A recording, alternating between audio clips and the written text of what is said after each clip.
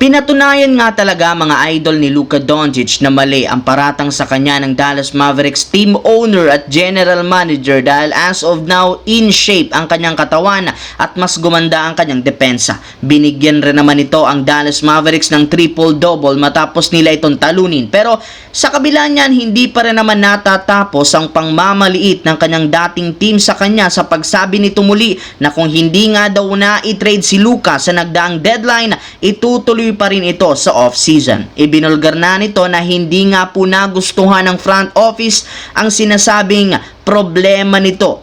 Kaya siya na-i-trade sa Lakers at dahil sa pinaggagawa ngayon ng Dallas kay Doncic, napakaraming mga fans nga po ang nagalit ng husto at umabot sa pagkakansila ng kanilang season ticket, which is masamang balita para sa revenue ng team. Kaya bilang marketing strategy ng team owner, ibinagsak nga nito ang tickets upang maengganyo nilang muli ang mga fans na manood sa kanilang mga home games at makabawi sila kahit papano sa mga susunod na laban. Samantala, lingid nga sa akalaman ng lahat, meron nga pong 2 araw ang Los Angeles Lakers para gumawa ng move at ayusin ang official lineup ngayong season dahil once na pumasok na ang Marso, lahat ng mga players kailangan papirmahin. Hindi na papayagan ng liga na maglaro sa playoffs. Pero ayon sa isang insider, wala rin naman balak ang Lakers na kumuha ng bagong player sa buyout market bagkus plano nga po ng front office na pumili either kay Trey Jamison o kay Jordan Goodwin kung sino sa kanila ang bibigyan ng kontrata. Sa kanilang dalawa, syempre pipili ang Lakers kung sino ang bibigyan ng regular contract. Alam nga ninyo na hindi nga po nakakasama pa ang two-way player sa pagsapit ng playoffs